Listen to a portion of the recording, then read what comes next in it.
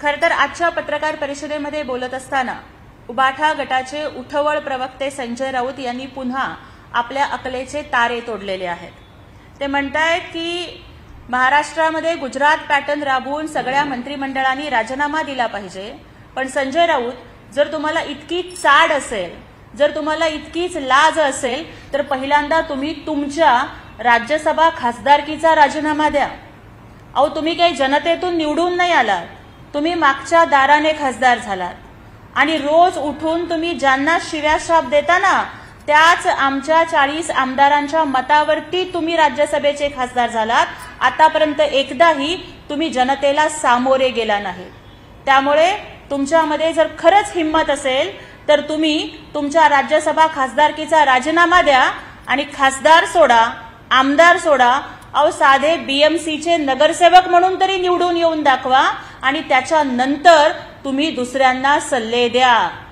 त्याचबरोबर आज त्यांनी असंही विधान केलं की येणारी दिवाळी ही बंधूंची, ठाकरे बंधूंचीच असणार आहे।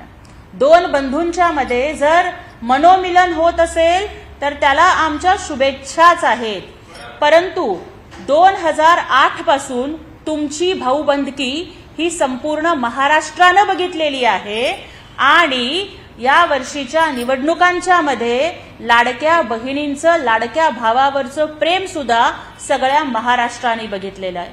अहो, आतापर्यंत महाराष्ट्राच्या राजकारणामध्ये चर्चा फक्त ह्याच व्हायच्या की दोन भाऊ एकत्र येणार का, काका पुतण्या एकत्र येणार का, वडील मुलगी एकत्र येणार का।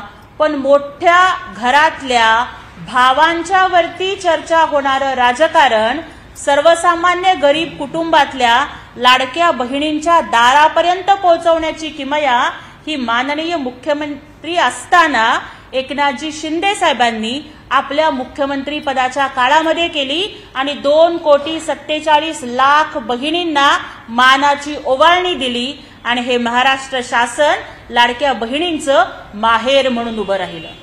काही लोक आपल्या सख्या भावाचे झाले नाहीत, काही लोक आपल्या चुलत भावाचे झाले नाहीत, काही लोकांनी आपल्या वडिलांच्या प्रॉपर्टीवरून सगळ्या कुटुंबाशी उभा धावा घेतला, काही लोकांनी आपल्या सख्या भावाला घराबाहेर काढलं, चुलत भावाला पक्षाबाहेर काढलं, पण ज्यांच्याशी कुठलंही रक्ताचं नातं नाहीये अशा बहिणींना सुद्धा 2,47,00,000 बहिणींना लाडकी बहीण म्हणण्याचं मोठं मन हे एकनाथजी शिंदे साहेबांनी दाखवलं। त्यामुळं या दिवाळीमध्ये सुद्धा भाऊबीज ही महायुतीचीच होणार आहे आणि संजय राऊत, तुम्ही कितीही मोठ्या बाता मारलात तरी तुम्ही फुसकी फटाकडी ठरणार आहात। दिवाळीच्या फटाक्यांच्या मध्ये साप गोळी नावाचा एक प्रकार येतो। ती साप गोळी पेटवली ना की त्याचा प्रकाश सुद्धा पडत नाही, त्याचा आवाज सुद्धा येत नाही, फक्त काळा धूर निघतो आणि साप गोळी पेटवल्यानंतर त्या पूर्ण जमिनीवर आणि फरशीवरती सुद्धा सगळीकडे काळं काळं होतं। संजय राऊत ह्या त्याच साप गोळीसारखा आहे की ज्याला कुठलाच प्रकाश नाही, कुठलाच आवाज नाही, फक्त विषारी काळा धूर पसरवून महाराष्ट्राच्या मनाचं प्रदूषण करण्याचं काम हे संजय राऊत करत आहेत। त्यामुळे अशा साप गोळीपासून आपण सगळ्यांनीच सावध राहिलं पाहिजे आणि म्हणूनच आम्हाला या ठिकाणी वाटतंय की महाराष्ट्राच्या लाडक्या बहिणी या पुन्हा या सगळ्या लोकांना आपली जागा दाखवून दिल्याशिवाय गप्प बसणार नाहीत। एका बाजूला तुम्ही मोठ्या स्वाभिमानाच्या गप्पा मारता, मग मला या प्रश्नाचं उत्तर द्या की हर्षवर्धन सपकाळांची तक्रार करण्याचं पत्र तुम्हाला सोनिया गांधींना का लिहावं लागलं? अहो, पत्र तर आपल्या पक्षप्रमुखांना लिहायचं असतं ना। म्हणजे तुम्ही मान्य केलंय का की तुमच्या पक्षाच्या मालकीण ह्या सोनिया गांधी आहेत? हर्षवर्धन सपकाळांच्या सारखे काँग्रेस पक्षाचे प्रदेशाध्यक्ष जे आमदार नाहीयेत, जे खासदार नाहीयेत, जे लोकप्रतिनिधी नाहीयेत, ते या दोन भावांच्या एकत्र येण्यावरती आक्षेप घेत आहेत आणि संजय राऊत इतके मजबूर होत आहेत की त्यांना सोनिया गांधींना पत्र लिहावं लागतं की दोन भाई एकत्र येणार का नाही हे यांच्या सोनिया माई ठरवणार।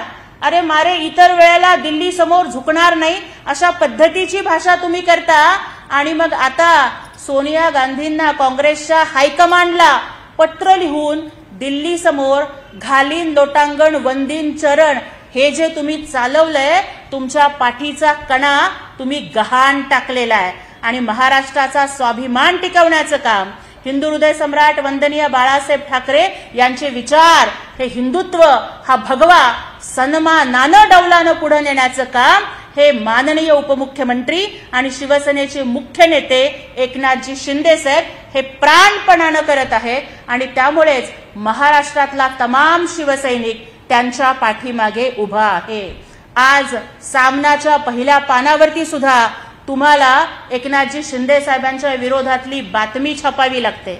अरे कुठल्या तरी पक्षाचा प्रवक्ता कुठल्या तरी एखाद्या टीव्हीच्या डिबेट शो मध्ये कुठलं तरी विधान करतो शिंदे साहेबांच्या बद्दल आणि तुम्हाला सामनाच्या पहिल्या पानावरती बातमी छापावी लागते। ये डर हमें अच्छा लगा।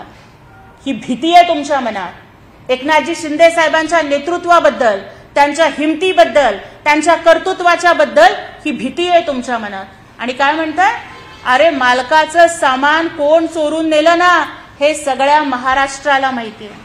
काय होतं की ज्या वेळेला मालकाच्या पोटी पैदा झालेली कार्टी ही कपाळ करंटी निघतात ना, तेव्हा सेवकाला मालकाचं घर, मालकाचं तत्व, मालकाचं सत्व आणि हिंदुत्व जपण्यासाठी पुढे यावं लागतं।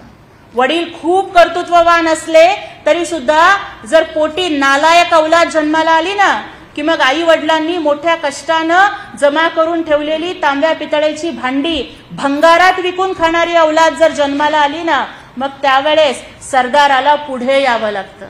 आणि हिंदू हृदय सम्राट वंदनीय बाळासाहेब ठाकरेंचे तत्व, त्यांचं हिंदुत्व तुम्ही काँग्रेसच्या पायाशी गहाण टाकलं।